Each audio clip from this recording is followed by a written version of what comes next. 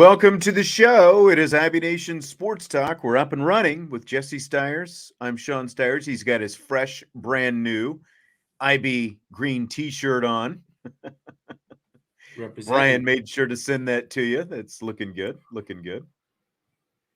How was your weekend in Atlanta? Extended weekend in Atlanta.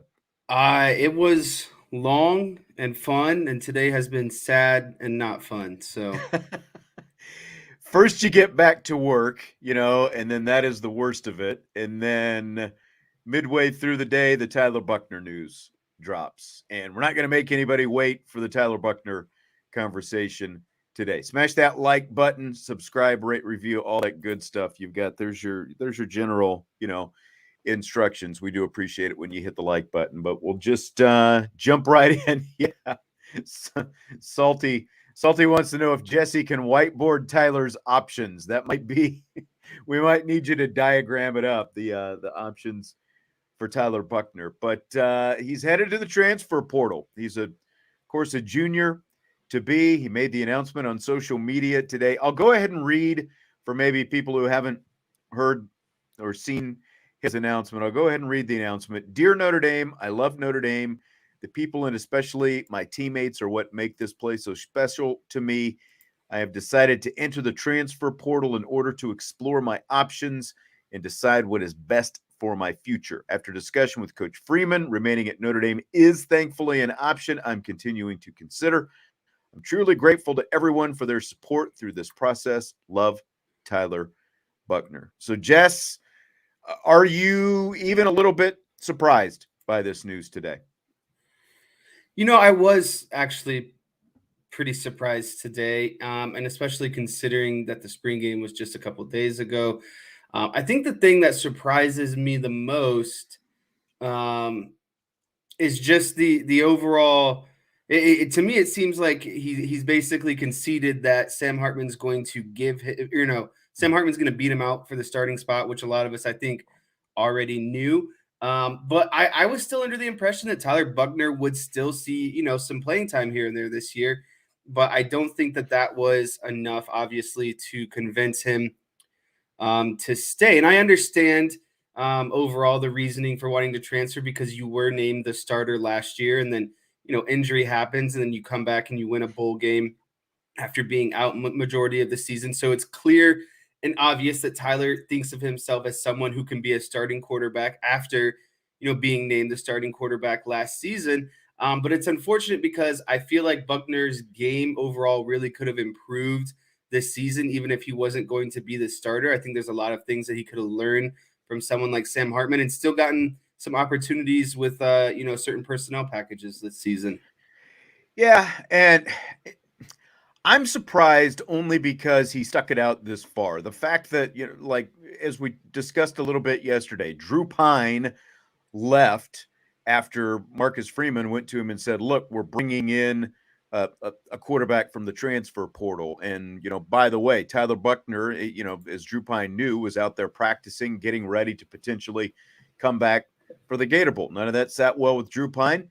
Tyler Buchner didn't just, up and run at the moment. He stuck it out. He stayed through the spring and he competed for a job. So I'm not surprised that a guy is transferring, especially a guy going into his junior year. Like when these guys all have pro aspirations, and at this point in his career, I guess it's not a surprise to me that Tyler Buchner would, want to go out and have an opportunity to be a starter someplace else because it's obviously not going to happen this year. It wasn't going to happen for him this year at Notre Dame. So I'm not surprised that he wanted to go out, have a chance to get on a team where he can be a starter. So I guess the only surprise, not even a surprise, I do at least give him the fact again that he didn't transfer in the moment back in December when Marcus Freeman told him all about this stuff. He stuck it out and he competed for a job this spring. And that's why I guess the fact that he did stick it out this long, the fact that he did compete for a job this spring, it is a little bit surprising to me, that we are where we are right now because he seemed like he was in it for the long haul at Notre Dame. Just the fact that he got this far with it. Yeah, and that was another surprising aspect in my opinion as well. It's like I think everyone kind of knew that Hartman was going to be the guy because you don't bring in a guy as a transfer that only has 1 year remaining of eligibility and not think that he's going to be the starter. So the fact that he did wait, this long was a little bit surprising to me. But I mean, that's his own choice. And once Drew Pine left, I'm sure that he got the opinion or personation that he had an even stronger chance at winning the starting spot back. So I just it hurts in terms of next year, and I think that's a conversation for later down the show. Well, D-Rock Irish says he asked this earlier in the afternoon show. Tyler's saying that he has the option to come back to Notre Dame if things don't work out for him. Doesn't this set a precedence for other Notre Dame players to do the same thing? I mean, technically, I think anyone could do that. And I mean, just think back a couple of years. Houston Griffith did the exact same thing. Now, he didn't necessarily leave the door open for himself. I don't think that was his stated intention going in, but that's ultimately what happened.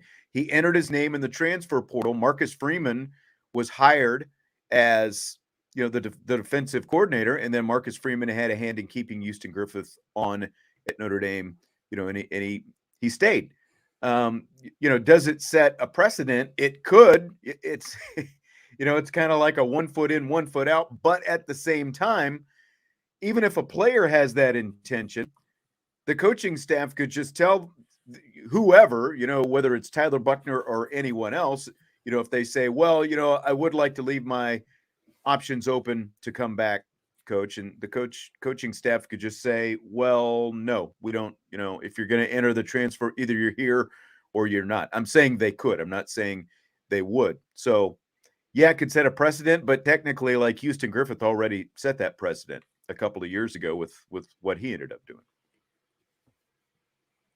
Yeah, and I don't think that this is some sort of precedence. I mean, just look at, especially right now, and this isn't a Notre Dame centralized issue. There's guys leaving big Power 5 schools, this spring. The portal just opened up. The spring game just ended. You have a very good idea where you stand after the spring season, and with the portal still being open, guys are just making moves before it's too late. Like I saw a Michigan wide receiver into the portal the other day. It's just you're going to see a lot of it. I guess I just didn't expect. I honestly didn't expect Buchner to leave, to be honest with you. So yeah. Josh just a comment from Josh. He said, I wouldn't let him back, period. He's scared to compete for the job. First or second string, don't need that in the locker room. Looking to become elite competition breeds excellence. I'll disagree with you there, Josh, just because, as I said, he has already competed for the job. Like, he competed for the job this spring. And even though Marcus Freeman came out of the blue gold game saying the quarterback competition is still open. Look, I mean, we can just fully say it right now. That was the intent, that was what was best for the team and for Marcus Freeman, and the program, to say that the quarterback competition was still open, because it's when we covered this a little bit yesterday, it was best for the program because, one, it keeps Tyler Buchner here if he buys into that. But Tyler Buchner, obviously, even though a starting quarterback had not been named, guys know where they stand. Like Tyler Buchner, obviously, he had a whole 15 practices, not just the blue gold game. He had a whole 15 practices to see where he stood with Sam Hartman, and he knew that he had to be better than Sam Hartman, demonstratively better, I would say, if he was going to be the starting quarterback. And obviously, Marcus Freeman not naming a starting quarterback one way or the other at the end of spring meant that at least for now, it wasn't going to be Tyler Buchner. So if Tyler Buchner didn't have the assurance that he was going to go into fall camp as the starting quarterback, then he obviously has made a decision for the betterment of his future. But again, I would just push back on the fact that I would not say he's scared to compete for the job, because he competed for it this spring. And obviously he didn't win the job, but he did compete for it, at least. Yeah, and I do think that there is something to be said for the fact that he did go out and compete. He just didn't pack up his stuff and leave, even though it was pretty clear, what direction that the program was headed towards. Yeah. And some people, like Jeff says, never thought Tyler Buchner was handled right at Notre Dame, understand the chance to bring in a quarterback like Hartman, still think the mistake was bringing in Cone, should have rolled with Tyler Buchner, them would have been. See, I don't know about that because Buchner was a true freshman at that point who hadn't played a season of football in 2 years. I don't think you roll in to look at the way the season ended up. They were one loss to Cincinnati away from being in the college football playoff. I don't think you're even that close to being in the playoff if you roll in there with a freshman quarterback as talented as he is, who hadn't played football in 2 years. Remember, his senior season of football was canceled by the pandemic. So I that's not the way I would have rolled. And the way that, again, the way that it ended up, Notre Dame was right there knocking at the door of the college football playoff. I mean, you can argue, well, you really can't. Like, he was the starting quarterback last year. He got injured and had to miss 10 games, but he was the starting quarterback last year. It only took him until his sophomore season to become the starter. So it wasn't like he was never given a chance. He was never given a chance, that kind of thing. They just saw where they needed to be better. And they felt like having a season with a guy like Sam Hartman could, one, put them in college football playoff contention again, and two, give Buchner a chance to improve, get better, learn from a guy, all those different things. So, but again, like, the patience level, the patience level is not very high, I don't think, Jess, for a lot of guys. And, again, you're going into your junior year now, and, guys coming out of high school, you're draft eligible by the end of year 3, and you're going into year 3 now at this point. So the guy wanted a chance to start. I mean, yeah, it logistically makes sense for Notre Dame. And, a lot of people are kind of bringing up the fact that this is the third top 100 recruit to leave Notre Dame, and how that's, becoming some sort of issue. And I don't necessarily agree with that either, because, like, does it hurt to lose top 100 recruits? Sure. But Prince Kali, it was just obvious that the reads weren't working out for him. He wasn't fitting in, into this defense. And with the plethora of young linebackers and kind of the guys at the top with the older guys, Bertrand and Kaiser, with the experience right now, Kali's loss isn't a big one in my opinion. And same with Lorenzo Styles. He was obviously struggling at wide receiver. There is a lot of talent in the freshman and sophomore class at wide receiver right now. And Lorenzo Styles wasn't experimenting at cornerback for no reason. It was obvious that they were kind of moving on from him as a wide receiver. So to me, the Buchner of the three hurts the most, because it creates a lack of depth at quarterback. And now you are relying on, you are all in double down on Sam Hartman right now. If we're talking, blackjack terms, like, you are 100%, got to go with them, because I mean, quite frankly, the thought of someone like Steven Jelly or, Minchie leading, if something were to happen to Hartman, that is where I would start to have, some sort of concerns. But you can't get mad at Buchner for staying and ultimately being a serviceable backup, or a good backup, because he's proven that he can be a starter. And I think that he has every right to go out and be a starter, just like Pine did, elsewhere. Yeah, I mean, where they are right now with Angeli being number 2, and I realize a lot of people like Angeli, and and there have been good things about Angeli. He is just completely inexperienced. So where they are right now is you even less experience than Drew Pine as your potential number 2 quarterback heading into the season, where they stand with Steve Angeli. It's going to be a huge summer and a huge fall camp for both Angeli and Minchie, because now you do have a legitimate competition for who's going to be that number 2 guy. Like, their reps become very, very important when you get into fall camp, and they're going to get many more reps now in fall camp. A few other comments. EK Irish must say, I'm happy to see him go. I thought he was overrated, and I'm sure that there are There's some a small people sample who feel size that to way. say that he's overrated, though. Yeah.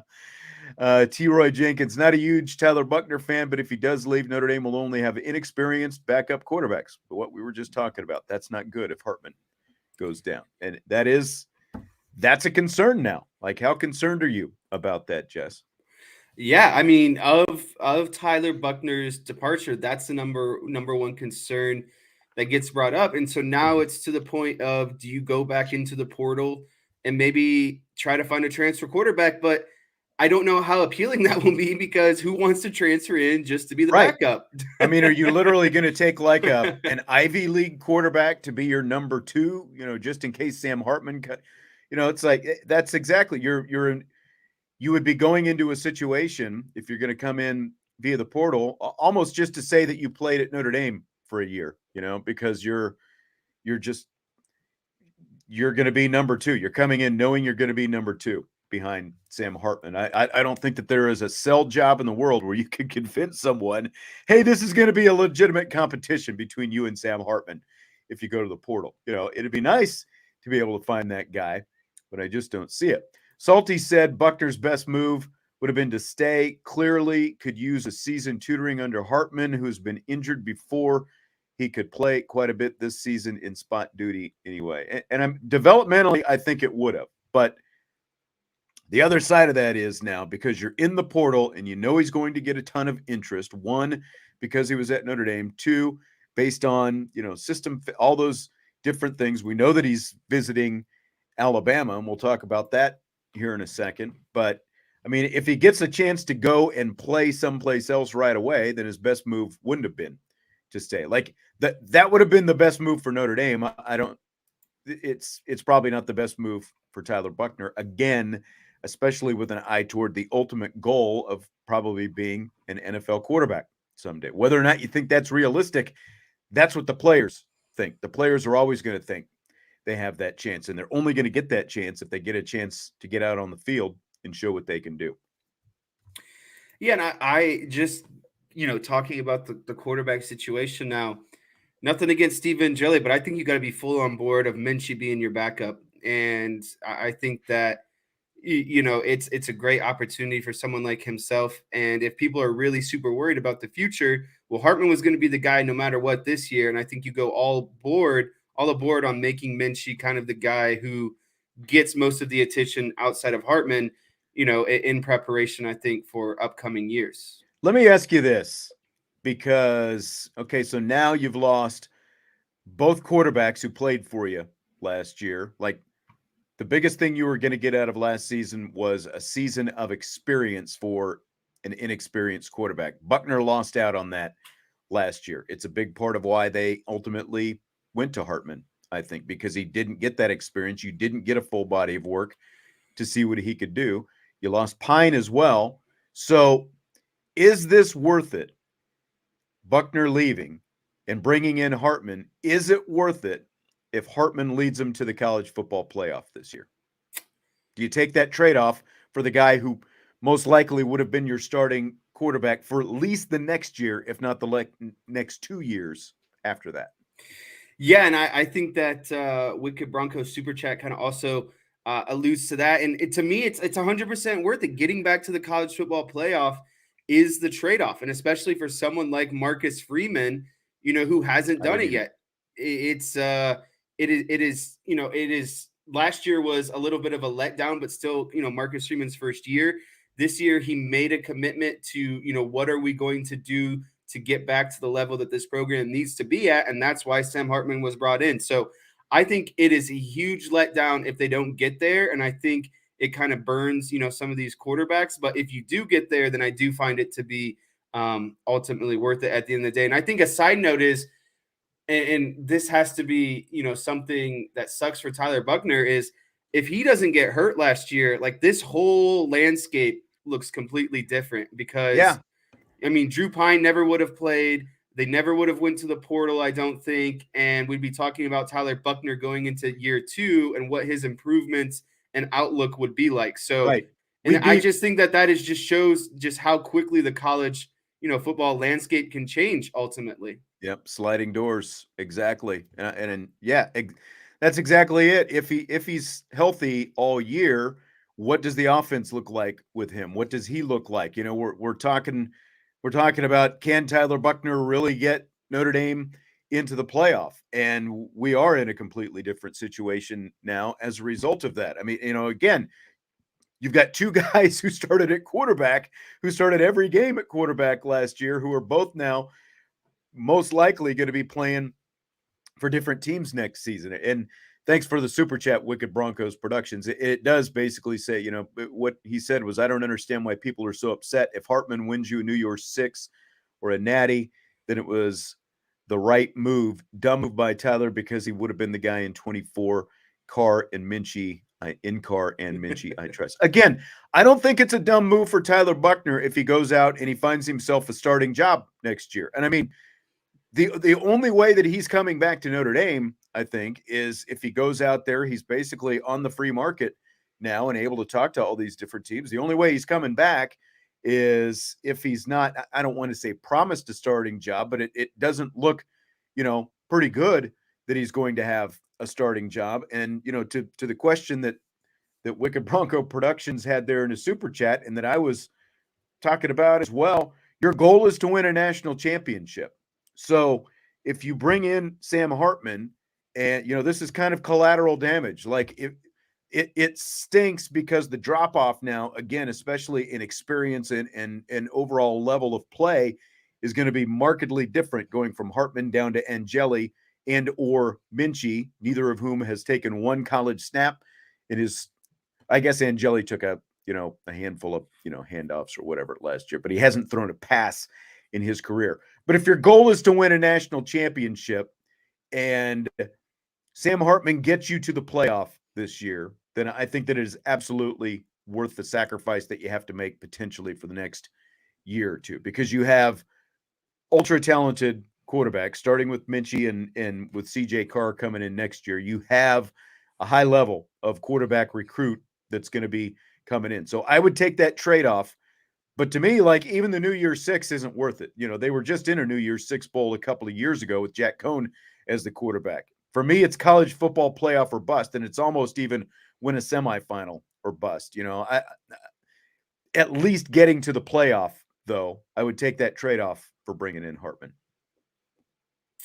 Yeah, and I would agree with that.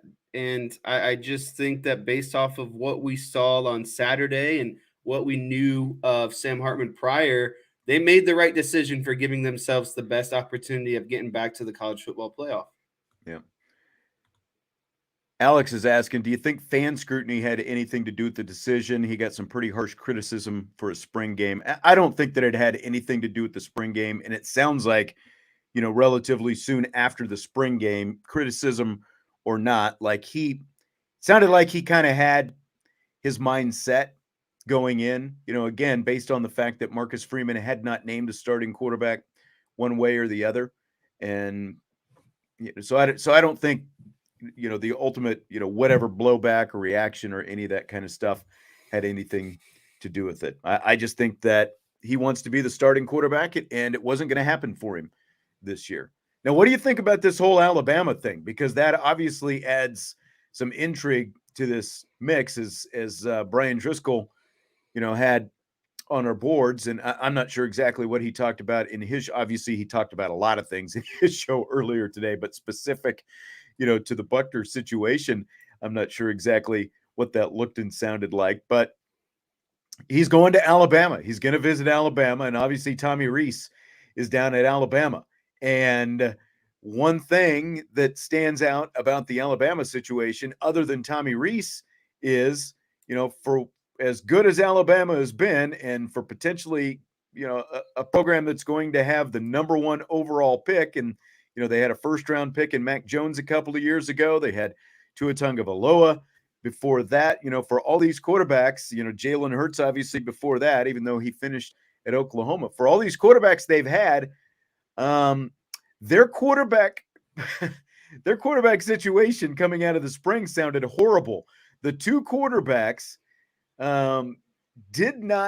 they threw a combined 3 interceptions, and combined they didn't even complete 50% of their passes in Alabama's spring game. So, like, that sounds like a legitimate landing spot for Tyler Buchner. Like if you take Tommy Rees out of the equation and even take the program name out of the equation, if you look at the fact that they're two guys battling for the starting job, completed less than 50% of their passes and combined for 3 interceptions in their spring game, sounds like a pretty good opportunity for a guy who, who's leaving a high profile program himself looking for a starting job. Yeah, and to me, when you start looking at the Alabama situation, it was like you were just getting into. It was obvious that their quarterback struggled in the spring game. I think that's a little bit misleading in the fact that Alabama's defense is going to be Alabama's defense, and it's an experienced defense going against some of these younger quarterbacks who haven't really played before. So I take that in consideration. But to me, it's obvious that Saban and Reese had a long conversation, after the spring game of what they're going to do at quarterback, and if Saban gave him the green light to go after kind of who he wants, then Tyler Buchner would make sense because of that's who Tommy Rees wanted to go with last year. It's Tyler Buchner has familiarity and comfort within Tommy Rees's offense. He knows how it's run, what the expectations are, those sort of things. But I will say that if Alabama goes with Tyler Buchner, I think that is a lot of hot water for someone like Tommy Rees because you are, again, doubling down on yourself as a first-year coach at Alabama,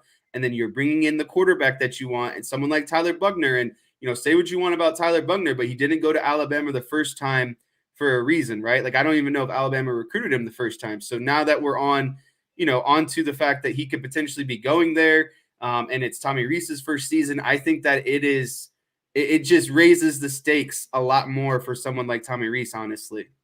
Yeah. I completely agree. I think there's much more on Tommy Rees, vouching for a guy, whether it's Tyler Buchner or anybody else, to bring him down there in the situation that he's in, because with the success that Alabama has had, if things blow sideways, I mean, it could be one and done for the guy in terms of his job down there. And I'm not talking about Buchner.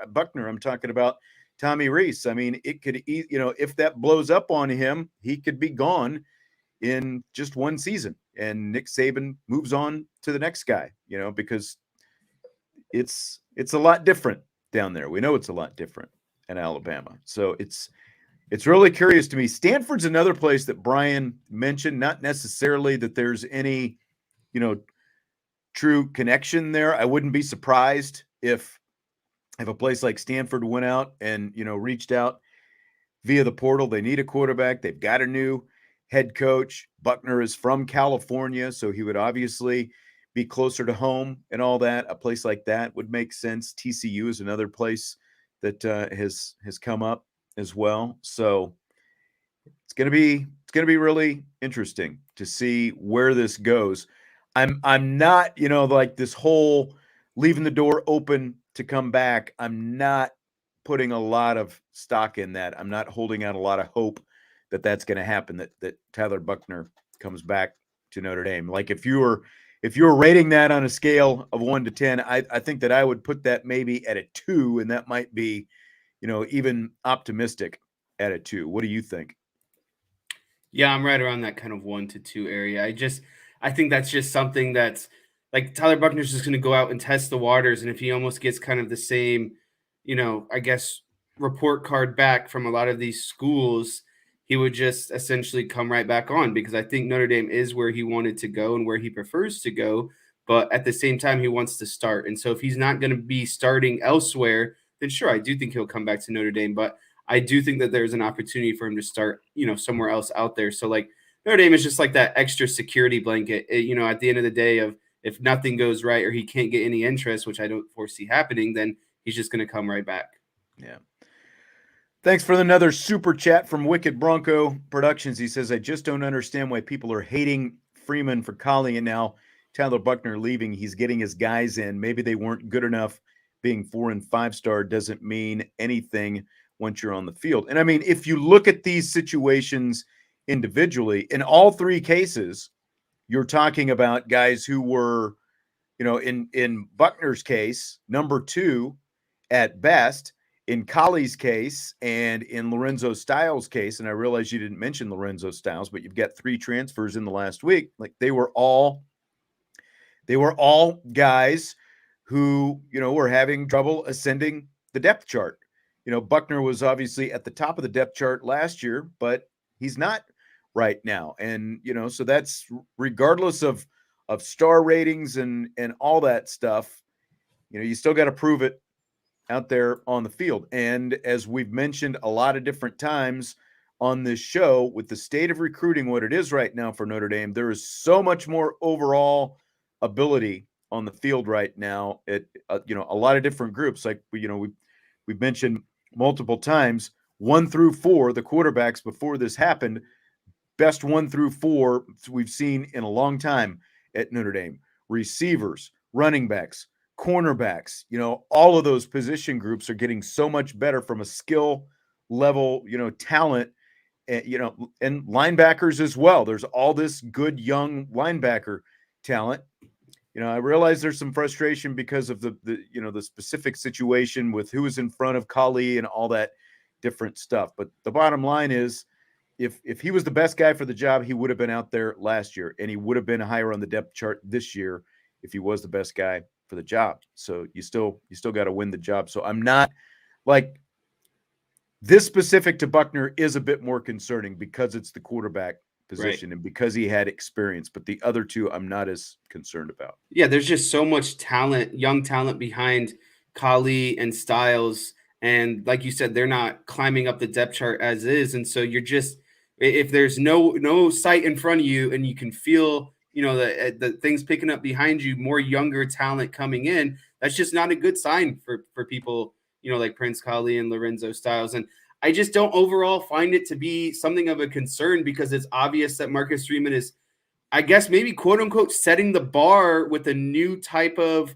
overall talent, recruit, player, whatever you want to call it, on the field within the depth chart. Like we're starting to see a full influx of a Marcus Freeman recruited team. And if guys aren't comfortable with that, or if they feel uncomfortable with, their playing status and getting their opportunities, that just to me shows that there's a lot of talent behind a lot of these guys that are up and coming. And I think that's something that we should be, excited about in the future is a fully recruited kind of Marcus Freeman team and getting a roster full of Marcus Freeman type of players, because it's, he said in the past what kind of player he's looking for and the gold standard and stuff. And he said even before, if that doesn't fit you, or if that's, you don't feel like you fit in within that kind of standard or you're at Notre Dame, then maybe it's, your best interest to go elsewhere. So to me, I'm looking at it more of a bright side. To me, you're kind of, yes, does it suck that these guys are overall talented? Sure, but you're kind of cutting dead weight at the end of the day, in my opinion. Yeah, and like I've already seen some people make the comment, well, it gets us, down, below 85 or at 85. I'm not sure what the exact number is right now, but like that's been an issue as well. That crunch to get to 85 with some guys leaving and stuff like that. It's, just a fact that you had to get there, and you still want to potentially bring in a portal safety as well. So, like Notre Dame isn't necessarily done. So there's still, thank you, Mark. Mark's, yep, a couple, and Andre, 83 is where they are. I knew they were around that number, but like it's been, obviously with, because you had Caleb Johnson leaving last week as well. He wasn't rated as high, and he's an offensive lineman buried deeper on the depth chart, but that's basically is 4 guys in the last week who have gone to the portal, including Johnson. So, yeah, as of right now, 2 spots left. And, again, like you probably want to go out and add at least a safety, if not something else. And you've got some more flexibility now. Again, it stinks for this upcoming season because of where you go to from like the most experienced quarterback, maybe in college football history, with Sam Hartman by the time his career is over with 6 years, to 0 experience behind him if something happens. And, history typically shows that you're going to need more than one quarterback. I'll tell you what, we're going to come back. We're going to come back to more Tyler Buchner in rapid fire. Do you want to hit some of these spring superlatives, like things that stood out from the spring in the meantime? Yeah, and I think that is something that's still valuable because we are, only a couple days removed from the spring game still, and this show specifically has only had kind of maybe one day to give overall thoughts on good and bad things from the spring game. So I think that that's something that should I'm excited for. Yeah, and I saw someone earlier saying we should be talking about the receiver who caught 11 passes in the blue gold game, Jaden Greathouse, of course, and he turned out to be a huge revelation. And again, like so, what we're talking about here, Notre Dame spring superlatives, some of the most important revelations that came out of the spring. Jaden Greathouse was one of them. The exclamation point he threw up there, on in the blue gold game was huge for a freshman to come out and make that kind of mark. And really, all three freshmen had really good springs. And Marcus Freeman said at the press conference after the blue gold game, all three of those guys are going to contribute this year. So, like, to me, the fact that you could get those highly talented three freshmen to all enroll early and get out there and get those 15 practices in is just huge, especially when you look at the state of the wide receiver room right now compared to where it was just a year ago. What do you think? Yeah, and just overall, like the production out of the wide receivers has to be one of the biggest, superlatives from the spring game. And that, of course, goes in combination of you're not going to get young wide receivers to perform well if you don't have a quarterback putting the ball there. So I think both of those go hand in hand of Sam Hartman and these young wide receivers had a tremendous spring game. And I think that that is something that is very beneficial going forward because I think Sam Hartman is going to have a plethora of talent this season when it comes to wide receiver. And that's what Notre Dame needs, offensively is stretching the ball downfield, getting more out of its wide receivers, and ultimately not relying on one person or keying in on one person, throughout the passing game. This passing game needs to be able to dice you up multiple ways. And with the production that we saw out of the wide receivers, specifically the young guys, the explosive, the quick twitch, being able to go get the ball, I think that is just something that is really overall exciting for this upcoming season. Yeah, and like even though Jaden Thomas isn't one of those young guys, he had a really good spring, and Yes. we saw some of that and the connection that he had with Sam Hartman as well. He had a really good spring game, and I think that I just love his versatility because last year we saw him be so productive from the slot, but we've seen him already this spring be able to play inside or outside. And like someone was asking last week, who's the number one slot, who's the number two slot between Thomas and Tyree? Probably Tyree would be the answer, but really it's a question that you don't even have to answer because of the fact that if those two were on the same team on Saturday, I think we would have seen them both on the field at the same time. And I think that that's a combination that we're going to see on the field quite a bit at the same time in the fall is Chris Tyree and Jaden Thomas there because of the flexibility to play inside or outside. Yeah, and I think it would be a disservice not to mention Jaden Thomas because he also had a really good spring game, and I just think it shows overall like the wide receivers as a unit is just so much in such a better place this season, compared to last season. And even Matt Salerno snuck in a touchdown, there off of Sam Hartman. And so it's just and someone brought up a good point. I bet if you asked all of these wide receivers who they would prefer throwing him the ball, they would all unanimously say Hartman. And that Right. is what's going to make the wide receivers game elevated this year is Sam Hartman. He can throw the ball. He is a thrower of the ball. There's a reason why there is a strong potential that he will be in next year's draft. I can guarantee right now that he will get invited to next year's combine, especially after the season he's going to have this year with Notre Dame. So overall, I'm just really pleased with what I saw out of the wide receivers and quarterback. And I think that those were the biggest questions going into this spring game offensively. We know what the offensive line is. We know how deep the running back room is. We needed to see something out of the wide receivers and the quarterback play. And both of those were answered, like those Those And questions were answered. And I get it was a vanilla spring game, but last year's vanilla spring game didn't look like this in terms of the passing game and wide receiver that's game. that's very true. That is very true. And of course, Tyler Buchner didn't play in the spring game, but the level of play at the quarterback position overall was light years ahead of what we had in last year's spring game. That's a very good point. And it starts with Sam Hartman, who essentially just reminded everybody why Marcus Freeman went out and got him. He was just surgical. He was precision.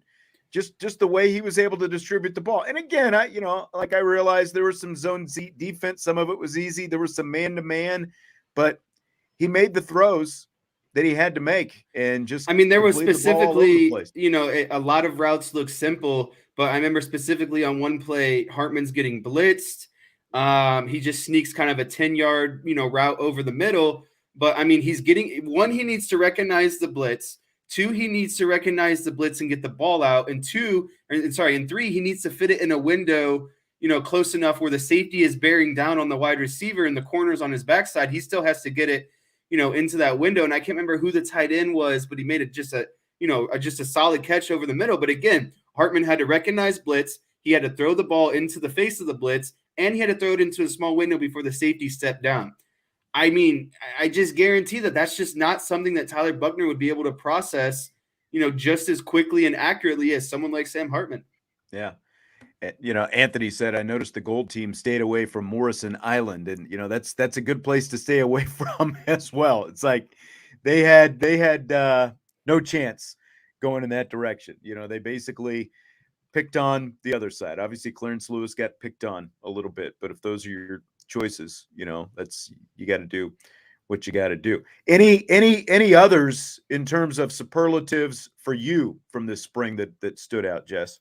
Yeah, another superlative to me were the young linebackers, the linebackers that we ultimately haven't gotten a whole bunch to, as a public, haven't gotten the opportunity to see. Maris didn't play, Bertrand didn't play, so it was a lot of Kaiser, Ziegler, Sneed, and I thought that Ziegler and Sneed had really good spring games. And I think overall, the linebacker group is what stood out to me the most defensively, because you got to see a lot of guys that you haven't gotten the opportunity to see. And we all know what these upperclassmen can do. I would have liked to maybe see Maris in there because of, the potential of, showing some sort of growth, but I understand why he didn't ultimately, play. And to me, it gave a lot of these younger linebackers an opportunity to stand out. And I think that the linebackers showed really good depth and growth and honestly versatility too. I think Notre Dame has a linebacker problem. And that's something that's not a bad thing, because you can get into nickel dime packages where you can allow some of these younger, more free ranging linebackers to get in there, even if they're not, your typical micro will linebackers starting in the base defense every down. Yeah. And, again, like going back to Prince Kollie, he was having a hard time climbing up that depth chart, especially when you add in a guy like Nolan Ziegler, who did make an impact this spring. And, with the 10 tackles were his exclamation point, but it wasn't just the blue gold game where he did it. He was consistently there. He was making plays throughout the spring. We saw his athleticism. We saw his speed. We saw his ability to tackle and do all these different things. So, like, he's someone who's really exciting to keep an eye on. And obviously Jalen Sneed is somebody who's pretty exciting as well. But I know everybody's been waiting for him, and I think we're going to see, it sounds like, a lot more of him come this fall. Al Golden, I think it was a week. Yeah, it was the day of the closed door scrimmage. Al Golden said these linebackers are going to play. They're all going to be out there this year. So we're going to see more of these guys, and I'm really curious to see like where it goes over the course of the season, like how it morphs, because odds are there's probably someone in that group who we end up seeing much more of later in the season than early in the season as they gain some experience. Definitely. And I think, just to kind of wrap up my superlatives, I think, oh man, I always want to get someone else's name wrong, but Jabron Payne, I think is another person who really proved that he is going to carve out some sort of role within this offense, because we all know about, Logan Diggs and Audric Estime, but I think that he has proved that there's going to have to be some sort of role kind of in there for him as well. And I think that's, something I kind of talked about previously is, they proved last season that they were trying or willing to work on that 3 running back rotation with Chris Tyree in there. Well, I think that Payne becomes kind of like that third running back this season. I think he's going to get touches. I don't think he's going to get necessarily the same amount of touches as, Estime and Diggs, but I think he's going to have some sort of role, in the offense. To what extent, I'm just not sure yet. Yeah, and Michael makes a good point. He says we're only talking about the gold team in the spring game, and that's not a positive thing because we had talent on the blue team that we didn't get to see do anything. And I mean, that's very fair. And I don't want to put it all on the quarterback, but the quarterback, the play of the quarterback did have something to do with that. There were times when he was rushed and he looked rushed out there, and he was not able to facilitate the ball in anywhere near a manner that Sam Hartman was able to facilitate the ball, because even when he had time, he either did make throws or it was like, oh, quick check down, Audric Estime, get him the ball once again. That's I was disappointed because, and I said this going into the game, I think we did a rapid fire question on it last Friday. I was disappointed that we didn't get a chance to see Tobias Merriweather and Sam Hartman together. If Tobias had been playing with the gold offense, I think that there's just as big a chance that we're talking even more about him this week as Jaden Greathouse or Jaden Thomas or anybody else. But unfortunately, he didn't get a chance to get the ball in his hands out there. But, the point that you made, Jesse, about the wide receiver room is a good one. There's so much talent there. And I just, with a quarterback like Sam Hartman to get them the ball, I think we're going to see.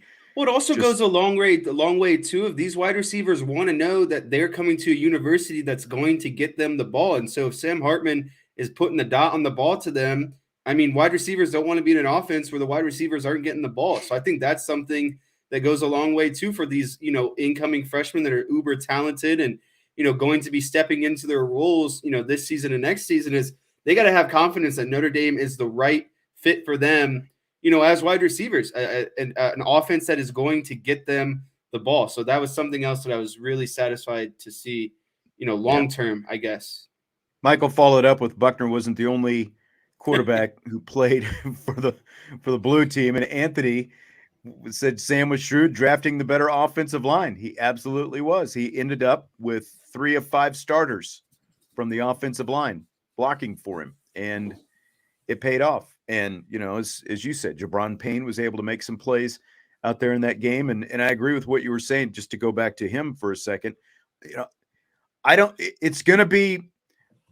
know what that's going to look like. I think that with Dylan McCullough talking about those 8 roles, 8 jobs that he has for his running backs, I think that there's got to be some kind of job for Jabron Payne. And at the very least, we're going to see him on special teams. He was, we talked a little bit yesterday about, hey, what about Greathouse returning punts? And Jabron Payne was one of the punt return guys who was working out there this season as well. Punt return, and I think is the off kickoff returner, So I think that there's a chance that we see him out there at the very least in those units, if not out of the backfield.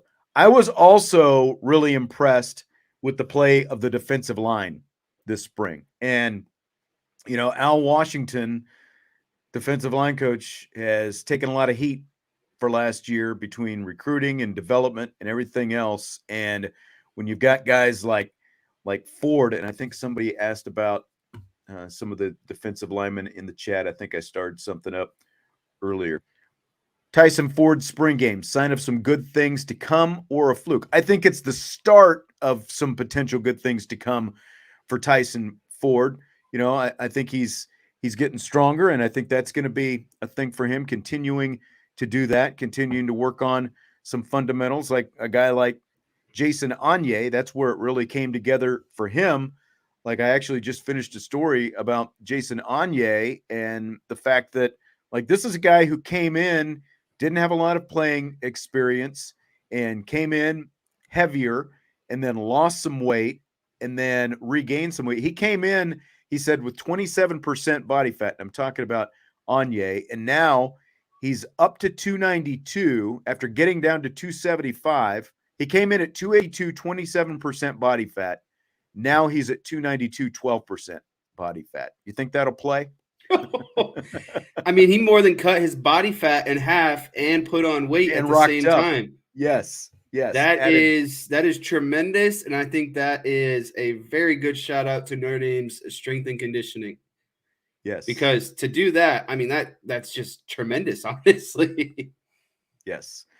D-Rock reminding everyone, hit the like button. We appreciate you, D-Rock, and we appreciate everybody else as well. Yeah, but the defensive line, like you talk about, how can the line? We've talked about this before, and you've talked about it as a former linebacker, Jesse. How can the linebackers get better without doing anything, other than just being out there? And I'm not saying that that's what, but like the defensive line being better automatically is going to help out your linebackers. Oh, And 100%. what we saw, again, it's like you've got mixed squads and all that kind of stuff. But what we got to see in those practices during the spring, plus what we got to see in the blue gold game, I think this is going to be a much better and deeper defensive line. I think you're going to have guys with mindsets who are bought in now. And I don't think they had total buy-in on the line last year.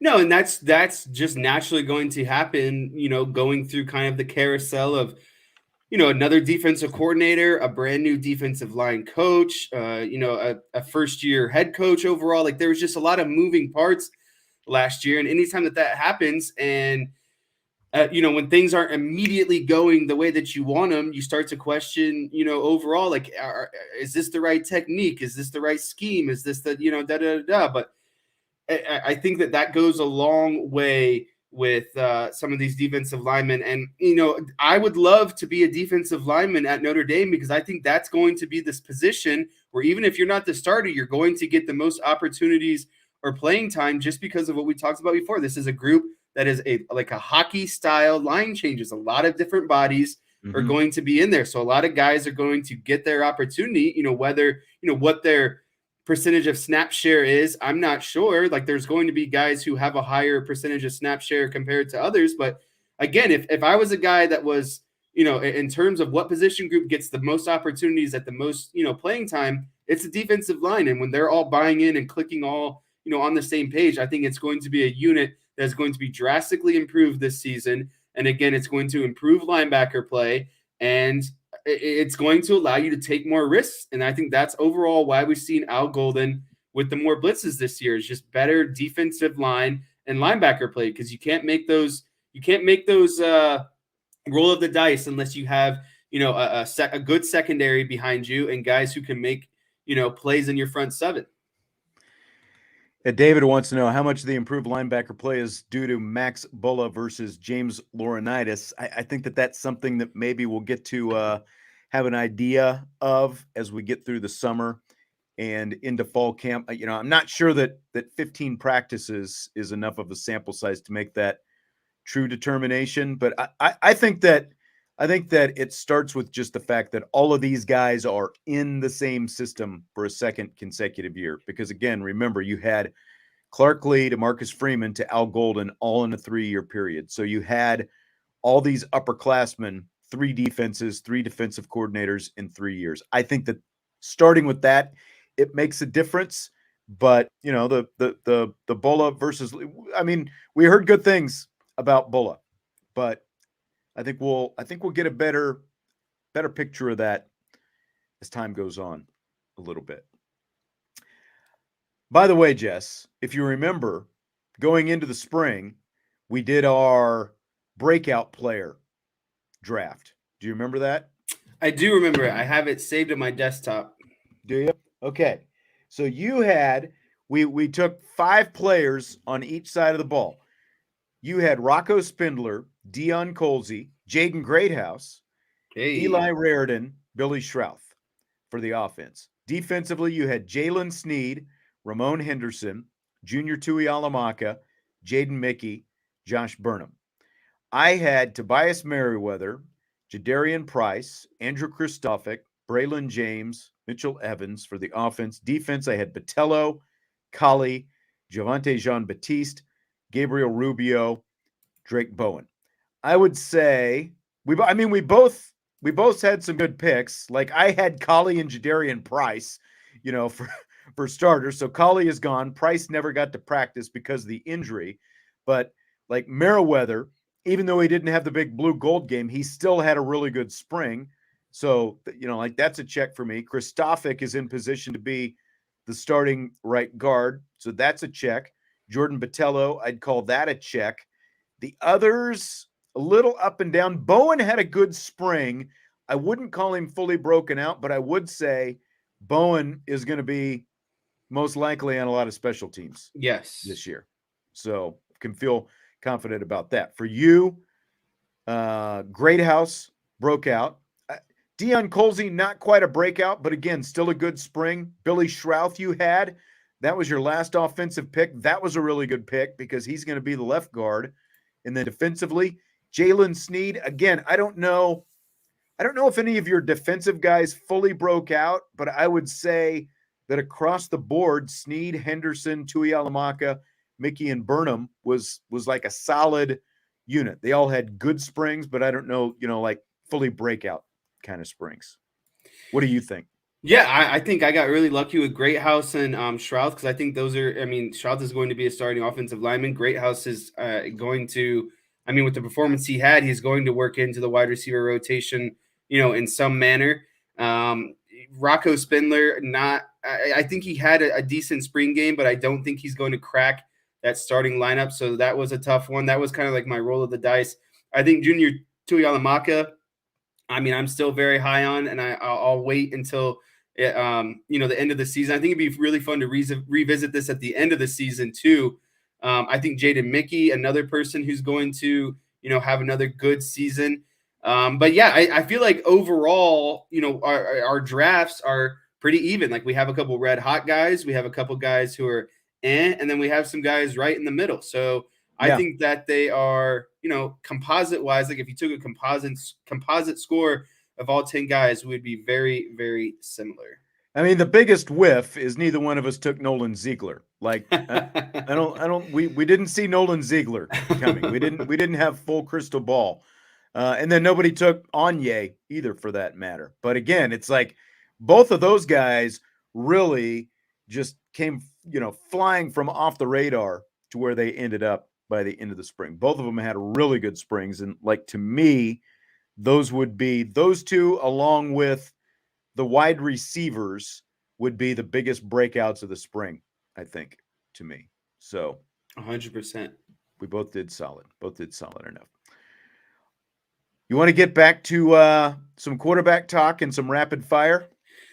I do. I always, the rapid fire is my favorite segment because we get an all encompassing, finish after being very centric, Notre Dame centric. So it's always fun. So yes, long answer, yes. All right. I'm throwing an audible at you with the first question. If this was professional football and you're Notre Dame, would you have taken the trade? Would you have traded Tyler Buchner to get Sam Hartman for 1 year?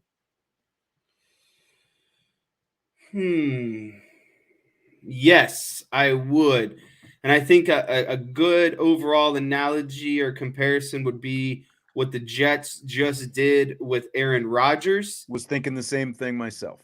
And do you maybe lose a couple assets here and there? Sure. Are you rolling the dice? Sure. But the good thing about Hartman compared to Rodgers is he's younger, right? Like Aaron Rodgers, there's maybe concerns that, how much does he have left in the tank? This is Sam Hartman in his prime. This is Sam Hartman doing everything he can to get to the NFL. So, I mean, it's like a win-win on both sides. You have a quarterback who has proven experience, is a proven gunslinger with the ball, and has every aspiration to perform and succeed because, at the end of the day, yes, it's about the team win, but it's also about Sam Hartman getting to the NFL. So I have no doubts that he's going to be putting on his best performance the entirety of the season.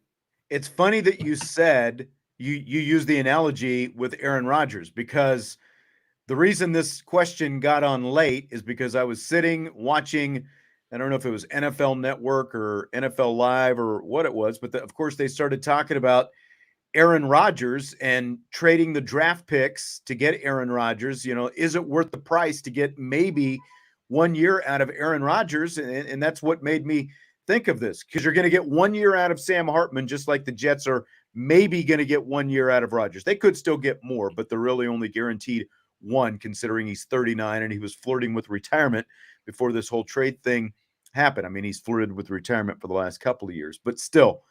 So that's what made me think of this, and it is absolutely worth the price, because if you have the chance, whether you're the New York Jets or Notre Dame or any other team, to put yourself into playoff contention, to be a true contender, then it is absolutely worth it to make this kind of deal. Because I think somebody brought up earlier, and I hadn't really even thought about it in this context, like, like you're not, if you're Marcus Freeman, you're not guaranteed anything. Next year is not guaranteed. Just look at any playoff team in any sport from year to year. Like, you are not guaranteed the same kind of success that you just had from 1 year to the next. And when college football rosters are constantly turning over, if you think that you can put yourself in the position to be in the playoff and to be a true championship contender by adding the most experienced quarterback in college football, I absolutely think it is worth that trade-off. Again, it stinks that you lose a talent and a good player and a good kid and all that stuff like Tyler Buchner, but I think it is definitely worth that trade-off to go out and get a guy like Sam Hartman, because I do think that it puts them in the best possible position to be a college football playoff contender this season. Same. And now it is my turn to throw you a off-script question. I don't know if you and Vince talked about this yesterday. I hope not. All right. It is blank that Max Scherzer was ejected from a game. What? We're going straight to baseball? We can't say. No, for sticky stuff after the umps made him use rubbing alcohol, and rubbing alcohol with rosin is proven to be sticky. I couldn't wait to get this one off my chest. You know what? I was watching that game when it happened. They made him switch gloves. He went into the clubhouse, got a new glove, came back out. They checked it, and then they showed him in the dugout, like, what he was doing. That that the pitch, whatever the pitch thing is that they're allowed to use, the electronic thing.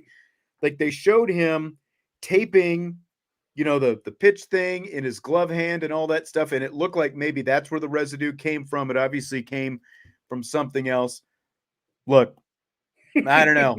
Like, it's not like this guy doesn't have a history of it. Now, you should have saved the baseball question for a little bit deeper in rapid fire, but obviously you have an answer to this. So what do you think?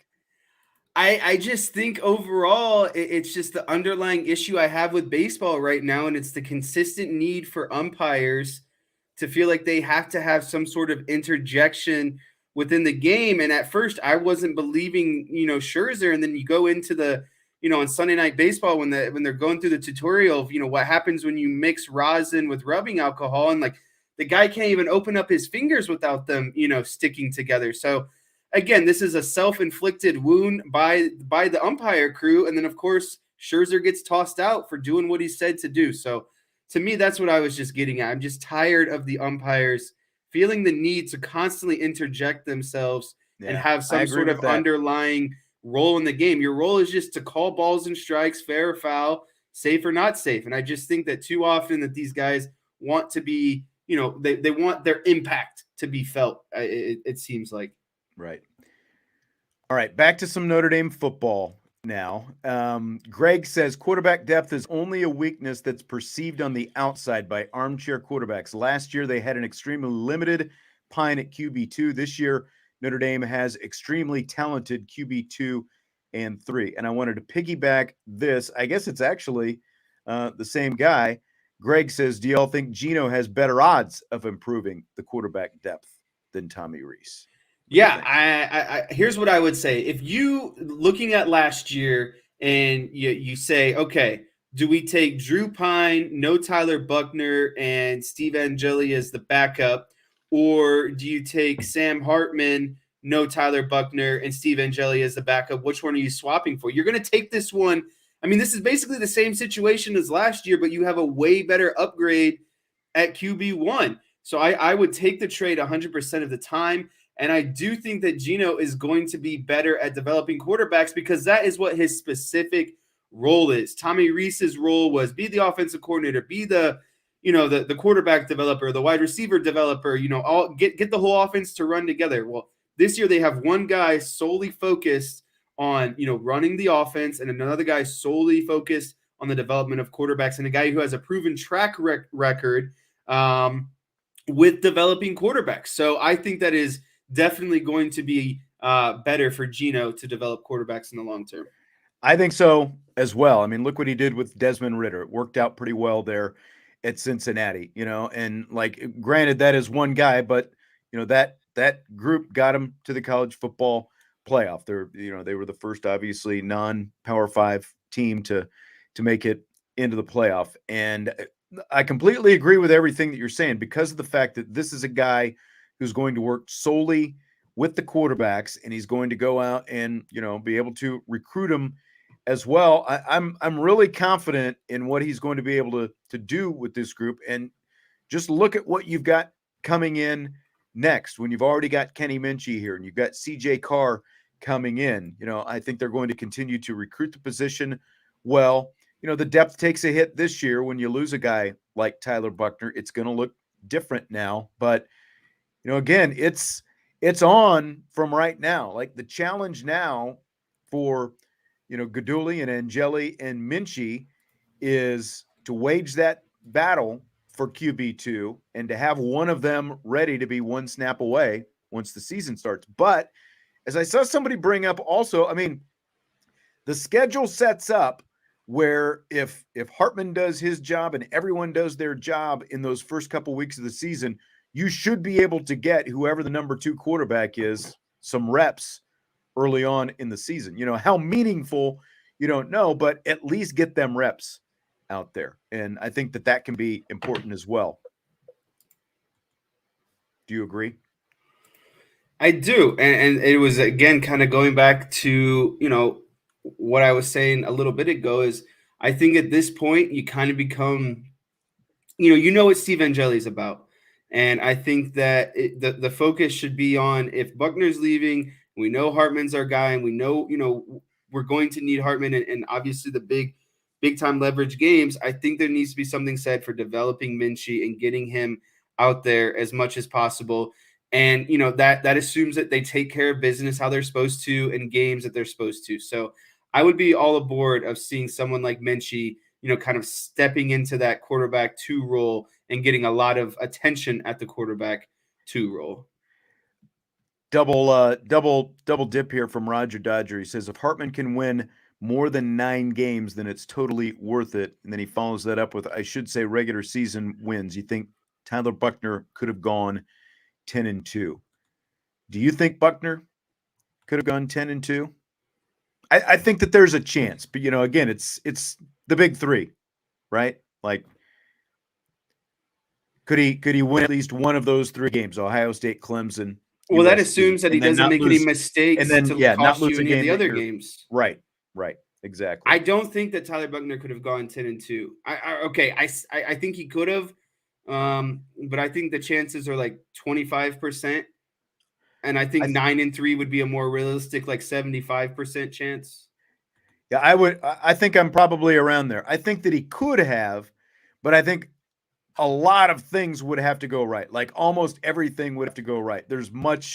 With Sam Hartman, there's a much greater margin for error with the level of quarterback that you're going to have, the level of quarterback play you're going to have compared to Tyler Buchner. Again, that's why they went out and got Sam Hartman. So I think Buchner could have, but the odds are much greater that Sam Hartman will than Buchner could have. I think, yeah. Like what were the odds that you gave again? Like 75% for 9-3, and then like 25% for 10-2. Yeah, I think that I would agree with that. So with Buchner entering the portal today, the Irish, as we mentioned earlier, have had four players go in the portal in the last week. Started with Caleb Johnson, then Lorenzo Styles, then Prince Kali, and now, of course, Tyler Buchner. So, scale of 1 to 10, what is your concern level right now? My concern overall is about a 3. And again, it's you never want to see top players leave. First and foremost, but I think as I've kind of hinted at before, the only one that kind of stings more than any of the others is Tyler Buchner, and it's just for the fact that you want solid quarterback depth, especially after what happened last season and having to stick out with Pine and etc. But Prince Kali and Lorenzo Styles, it's just they weren't proven fits. And there's a lot of talent behind them that's younger and more hungrier and eager.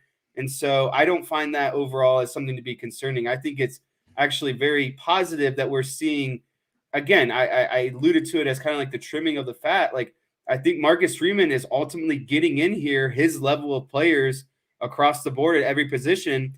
And whether or not that makes you feel uncomfortable or not, that's on you. And for people like Styles and Kali, their chances ultimately kind of pass them for guys who probably want to be a starter right now. So I don't blame them for going out and probably finding an opportunity. Like Kali and Styles are both going to go somewhere where they're going to play a good percentage this year, and that wasn't going to happen at Notre Dame. So Yeah. it would be different if we're talking about, Logan Diggs decided to transfer, or Benjamin Morrison decided to transfer, or maybe Nolan Ziegler decided to transfer. Like guys who were showing a ton of promise and already getting a lot of playing time.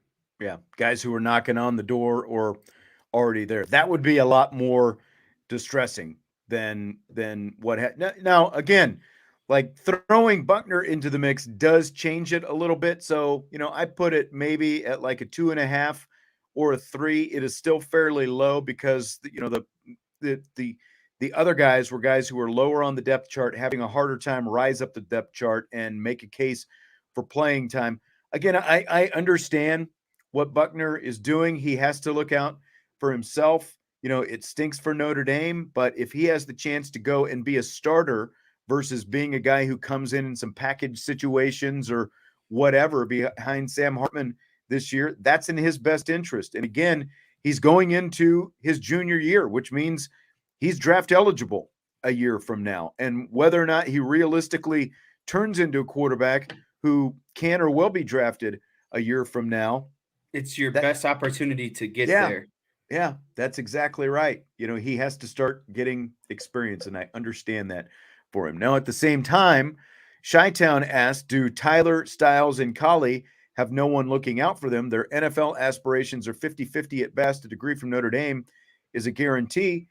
And that is very true, Chi-Town. But, like these were all highly rated recruits coming in. These weren't even, like 3-star guys who, have, like over, like outperformed their star rating and that kind of stuff. These were guys who all came in and who expected that they were going to see the field, I think, in a pretty quick amount of time. And, like that was the thing that Marcus Freeman talked about with Lorenzo Styles was the chance to get a Notre Dame degree is not going to be there for him now. And obviously for both of these other guys as well, Kali and for Tyler Buchner, now it's not going to be there for them either because the fact that they're leaving before they get their degrees. It's a trade-off obviously that they're willing to make, and I just think that guys who truly have the NFL aspirations, they get blinded,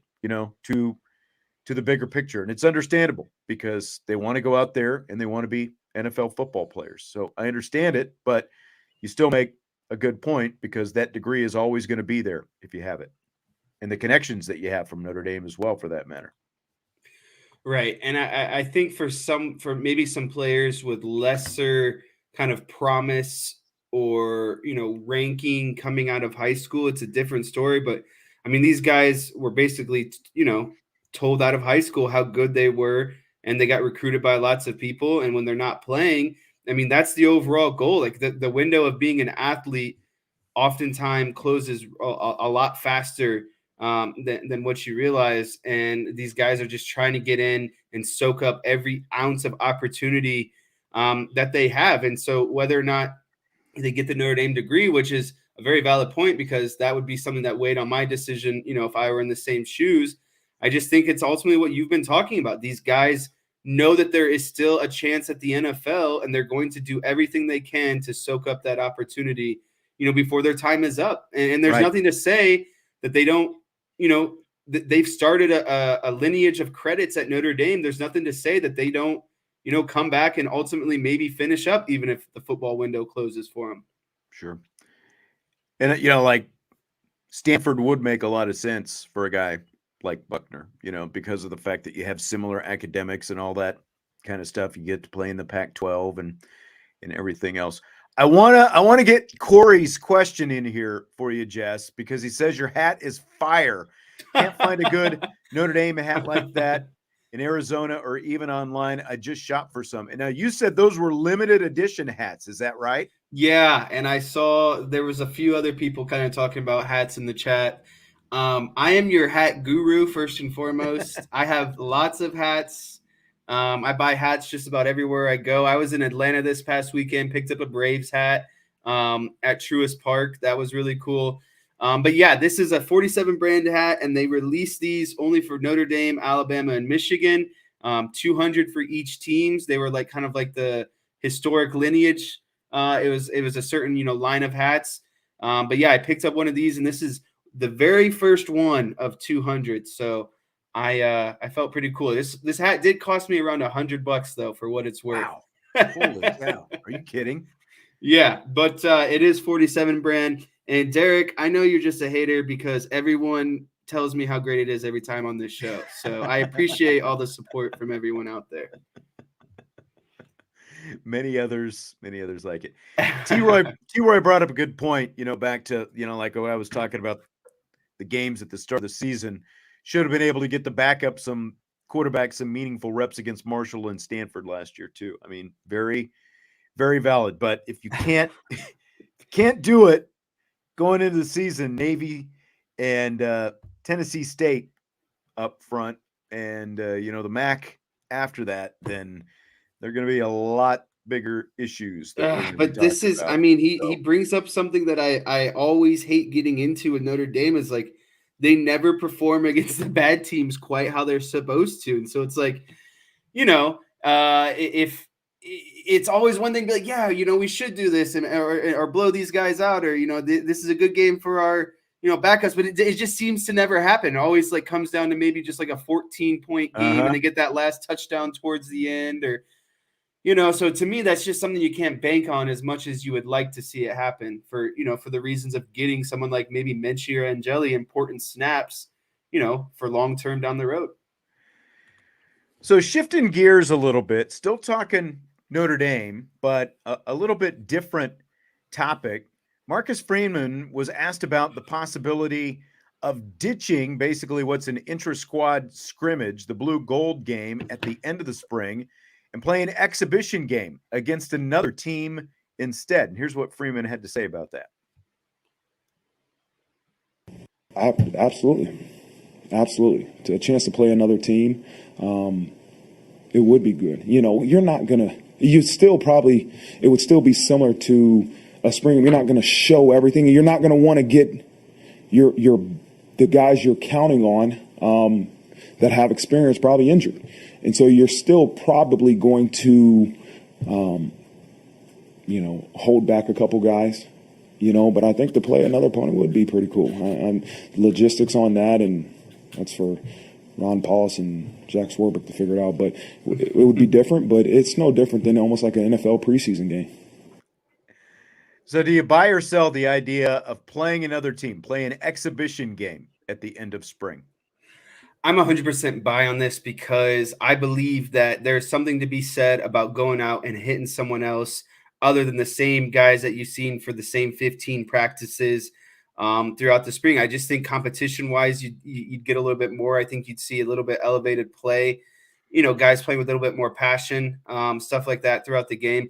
And I remember when I was in school, there was, there was another college within our, city limits of good old Adrian, Michigan, and we always wanted to play them in a spring game, essentially, because just think of like what you could do if, the two local colleges within a small That could have been a city. big seller. Yeah. Right. And then you're playing each other, and we wanted to put it underneath the lights. And then there was always, like when we were, and this is just, this situation for example, but this, we'd always see these other guys out and about when we were going out to different clubs and stuff.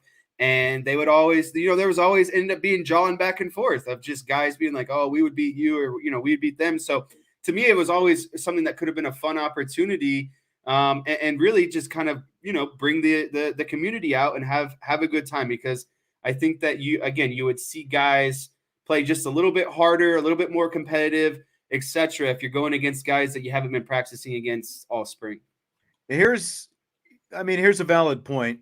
Derek says, sell. Why risk injury in a game that doesn't matter versus a team that thinks it's the Super Bowl? And, that very well could happen. Like I've seen charity softball games, turn into, the same kind of thing. One side thinks they're playing in the World Series and the other team is just out there having fun. I think at the very least, if it's a controlled scrimmage, like even if you're not playing like full rules game, like you see in the NFL during training camp and stuff like that, where they'll hold, they'll do different stuff and they'll hold the joint practices and stuff like that.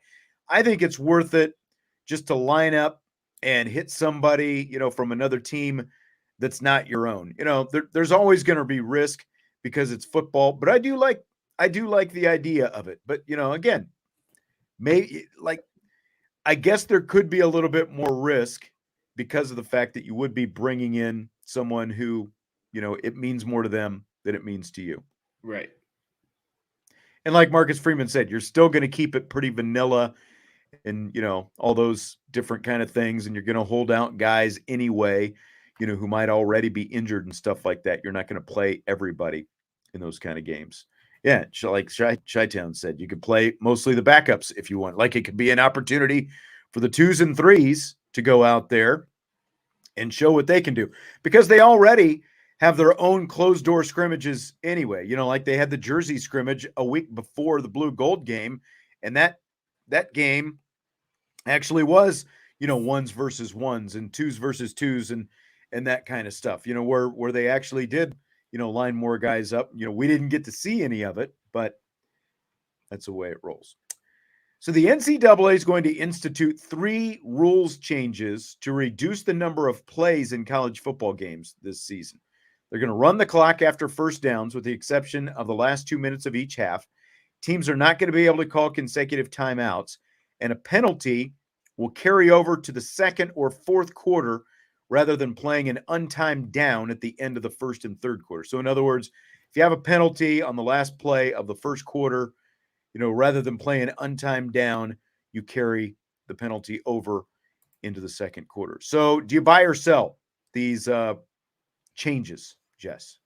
The idea, by the way, is to cut down on plays in the game. It's not like they want to cut down plays because they're going to be expanding the college football playoff and adding more games next year. So do you buy or sell it? I buy this, and I buy it simply because the pace of game will go up, and that's my biggest, complaint.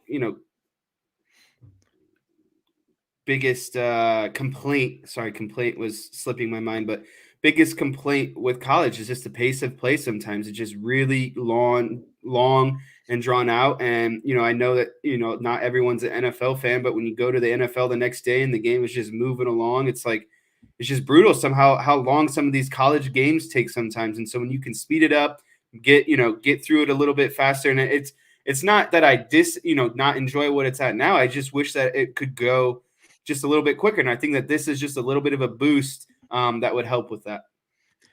Yeah, T. Roy says sell, buy. So he doesn't like the clock running after first downs. He doesn't like teams not being able to call consecutive timeouts, but he does like the penalty carrying over. I think at a minimum, the fact that the clock running after first downs, I love it. They're still going to stop once you get inside 2 minutes of each half. They're going to stop the clock on first down, so that that will will help out teams, like 2-minute drill and that kind of stuff. But I love the fact that we're not going to have stoppages after every first, like they had initially proposed, even after, like incompletions, you keep the clock running. And they didn't go for that. So I'm glad they didn't go for that. But I like the fact that they're doing this because, again, like now they're saying the ultimate goal is to cut down on plays. And I do believe it. I think I saw the average number of plays in a college football game is like 185, and it's like 25 more than an NFL game, for example. So if you're already playing a 12-game regular season, obviously, a lot of schools have the conference championship games, then you got bowl games, and now you're adding more levels to the playoffs. You're essentially going to be eliminating about one game from the schedule over the course of, a full schedule like that. So I do like it because if college football is going to continue and the schools are going to continue to stuff their money with billions of dollars from the expanded playoff, you can't ask the players to go out there, and play the equivalent of an extra game over that course of time when they're not making a true salary. Now, do we know that some of them make NIL? Of course we do, but it's not everyone is. They're not all out there getting full salary. So I like the fact that they're cutting it back like this by doing this. It's a simple change, and I think it's going to be good for everybody. But like just the first down thing, I think everyone's going to like it when it's all said and done. Okay, so there's a proposal in the SEC to impose harsher penalties for field storming. The highest or the harshest proposal that they're looking at is taking away a home game from a team whose fans storm the field. So, for example, Tennessee fans stormed the field after they beat Alabama last year. So, if this proposal were to pass, Tennessee would have to give up its next home game against Alabama. So, like, they play every year. So, Alabama would end up with 3 consecutive home games in the series since they play every year. So do you buy or sell this idea? Oh, I sell this idea. I think this is a ludicrous idea. And I know that there were talks, and prior about how to make this a punishment. But listen, the only reason that this is a concern is because schools are complaining that to replace a goalpost costs too much money. Well, you know what? If a team is storming the field and you're taking down a goalpost, I'm sure that game was probably sold out and you made a ton of money on concessions. It's just, the excuse of that it costs money or whatever. And, I'm just not for it. To me, a part or a tradition of college football is when you beat another team that you're not supposed to, a huge upset, you storm the field, you celebrate, you tear everything down, and you have a good time. I think it should be like, I think schools should want something like this to happen because they're monumental wins in your program history. So again, I hate this idea overall. It is not surprising that it is the schools like Alabama. It's basically the teams at the top of the conference. I think like Alabama, LSU, and a couple others. Like it's the better teams in the conference that have proposed this. They're going to have to, like everyone in the conference is going to have to vote. I just can't imagine, the teams from the middle down voting for this for the very reason you're talking about. Like if you get Alabama or LSU coming into your place and you beat them, you want your fans to celebrate. Now, is there risk? Of course, there's risk that, some people can get hurt relatively, like you never want to see anyone get hurt, but the percentages of people who have been seriously injured, in this kind of stuff is relatively low. You do want to take into account, yeah, and like Derek says, punching a female in the face, an SEC tradition, and that happened in that Alabama-Tennessee game as well. You do want to make sure that the opposing team can get off the field safely. That is important. And maybe the way you set up, your field where your students, because it's going to be the student section that's going to be doing most of the storming of the field. Maybe you have to reconfigure like where you put your students. Maybe they have to be on a different side of the field, to make sure that the opposing team has access to their locker room and they can get off the field and all that kind of stuff. But I think, again, it's mostly the better teams who are proposing this stuff, and I don't see it flying, and I don't think that it should fly. I think it's one of the even though, yes, is there some risk involved? Yes, but it's also one of the funner things about college sports is when you get the fans, the students, storming the court, storming the field, whatever it happens to be. So we're 2 days away from the NFL draft. Michael Mayer, Notre Dame's only chance to be a first-round pick. Cowboys pick at number 26. Now, I'm not making this all about the Cowboys, but do you think Michael Mayer is off the board by pick 26? And then the other side, if he's still on the board, do you think Dallas takes him? So I hope that he's off the board because I think that he's way better than falling to number 26, and a lot of teams could use him. But if he falls to 26, that's a blessing in disguise. And I think that someone like the Cowboys should soak that up immediately. To be short, I think his inline blocking goes along with what they're trying to accomplish with an already solid, offensive line, run game, etc. And then you throw in the fact that it's another option for Dak Prescott with CeeDee Lamb.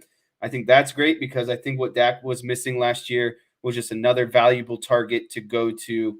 And that's what, Michael Mayer could give you is just a security blanket on a lot of those short down plays where he can just use his body and strong hands to box out and grab the ball out of the air. Like, it's all over the place where people are predicting Michael Mayer. You've seen like some having him going around 21. I've seen 21 like consistently, like 18 through 21 is like the very common range right now. Yeah. They've got him going to the Chargers. They've got, but others have Kincaid ranked ahead of him. And I think that some of it will depend on where Kincaid ends up going. I definitely think Dallas should grab him if he is still there at 26. I've seen others, having Cincinnati a couple of picks later. I think it's like 28, 29 where Cincinnati is picking. They've got Mayer going there, but I don't think that he's going to be on the board still at 26. I think he's going to be picked before that. Excuse me. There's a lot of smoke screen out there. I think the 15 through 20 range is where he's going to fall. Yeah, I think so as well. Mark says 87 doesn't matter. He's going to be a millionaire very soon. That's exactly right. And Jason says he hopes it's the Cowboys or Bengals. It wouldn't be the worst thing in the world if he ended up with the Bengals. That would be good for him. It'd be close to home for him, and it would be good for the Bengals as well. I think he'd have a really good chance to be in the Super Bowl pretty soon if he ends up with Cincinnati. He's not going to have that in Dallas. Fill in the blank. The player who is the biggest X factor in the first round of the draft is blank. The biggest X factor in the first round is Will Anderson, and I'll tell you why. Because depending on where Will Anderson goes or where he is selected or kind of what happens around him, I think is largely predicated about where he goes. I think if we see Will Anderson, basically what I'm saying is where Will Anderson is drafted, you'll see either an influx or not of quarterbacks drafted. I think like he's kind of the chess piece that will determine if there's a domino effect of all the quarterbacks kind of getting soaked up around him. And I think like a team like the Texans, like they should take him with the 3rd overall pick and then maybe get, one of those other quarterbacks, towards the back end with their 2nd pick around number 12 overall. But again, I think that he is going to dictate a lot of what happens with these quarterbacks. So that's why I'm saying he's the X factor in the top 10 because he's going to dictate a lot of things around him. I can see that argument. I'm looking at Bijan Robinson because like there's a lot of people who have fallen in love with Bijan Robinson and, is he going to go to the Eagles as high as number 10? Most of the experts don't seem to think that he will, but like I could very easily see the Eagles sitting there and, basically not talking about Bijan Robinson and ended up taking Robinson at number 10. And you combine him with Jalen Hurts and that offense becomes even deadlier. And like, does he go at 10? Does he fall? How far does he fall? Because there's the whole thing about, do you take a running back in the first round? Do you take a running back that high? Would a team be willing to trade up to try to get him? So like, I think he's the X factor because of the fact that he's the running back, but also because he does, like, if this was 20 years ago, Bijan Robinson would be talked about as a top 5 pick easily, but he's not. And so that to me is what makes him the X factor. Is could he go as high as number 10 to the Eagles? Are some teams going to possibly even be willing to trade up to get him because of the kind of special talent that he is? He's the only running back, I think, who has a legitimate case to go in the first round. Like, I don't think you even think about Jahmyr Gibbs down at Alabama. I don't think he's a first round running back. Robinson is it for me. Jess, I think we've made our way through it tonight. Good stuff. It was a long one, and with the Buchner news dropping today, that it is always a good thing to have a hot topic to talk about. Yes, it is.